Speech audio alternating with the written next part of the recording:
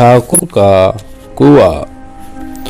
ठाकुर गोवर्धन सिंह रहता था सिंध के खपरों में। 9 बेटे 4 बेटियां। जब लगा कि हवा का रुख पलट गया है, अकेला पड़ता जा रहा हूँ, आ पहुंचा सिंध से हिंद।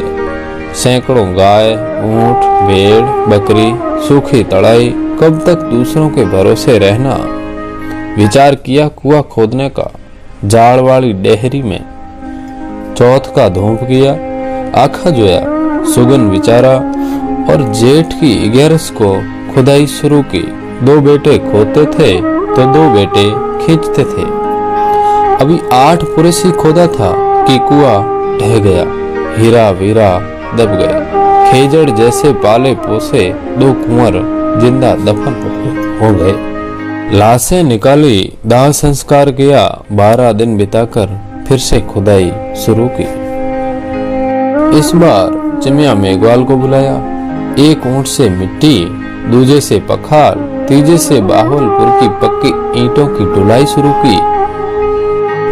चिमिया चिनाई करता था, जागन चूना घोलता था।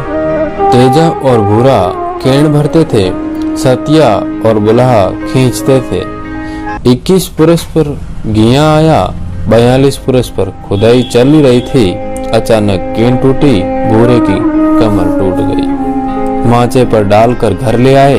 11 महीने खुदाई चली। 60 पुरुष पर पानी आया। भगवती को भोग लगाया, पितरों का तर्पण किया, हीरा और वीरा की आत्मा का तर्पण किया। चिमिया ने कोठा चुगा, काठूड़ी से सिंपट खेली, कपूरिया और कोई मंगवाए। नक्तू सुतार ने ओढ़ा खिली और भाण बनाया। तेजा भील ने बरत और कोस दिया। किसी को ऊंट तो किसी को बलदों की जोड़ी दी। किसी के कान पीले किए तो किसी की कन्या परणाई। किसी के गोखरू घड़ाए तो किसी की सगाई करवाई। पर चिमिया राजी नहीं हुआ। ठाकुर ने कहा, बोल चिमा, क्या चाहता है? चिमा बोला, फोगों वाली डेहरी पूरे 300 बीघा का खेत ठाकुर ने दे दिया। ठाकुराइन बोली, मेरा चिम्मा नाराज नहीं होना चाहिए, खेत के साथ बैल भी दो। और शुद्ध नम को कुआं चालू हुआ। पहले एक डेरा था, अब बस्ती बस गई। देश देश के नासे टुआते, पखाल पनघट सब चालू रहता। दिन को धनियों वाला धन पीता, रात को निधनी के फंडे ढोर पीते। जंगली जानवर और हिरणियों की प्यास बुझती। 8 कोस तक रोल थके लगे पशु पंक्षी सबकी आशा का सहारा गोधू जी का कुआं।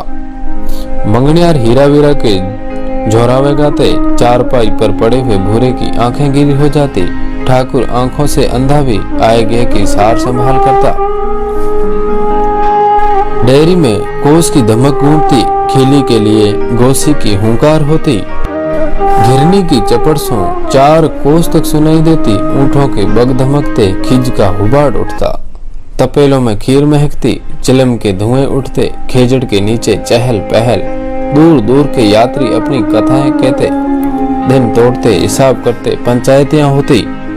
दिसावर जाते पंथी और ससुराल जाती बहुएं यहाँ अपने हलकारे को अंतिम संदेश के साथ वापस रवाना करती। लोक गीतों में, मिथक में, भयानक यात्राओं में, हिस्ट्री में, मिस्ट्री में, संकेत में, सेना में, चारों तरफ चर्चा में रहा ठाकुर वाला कुआं, गोधू वाला कुआं।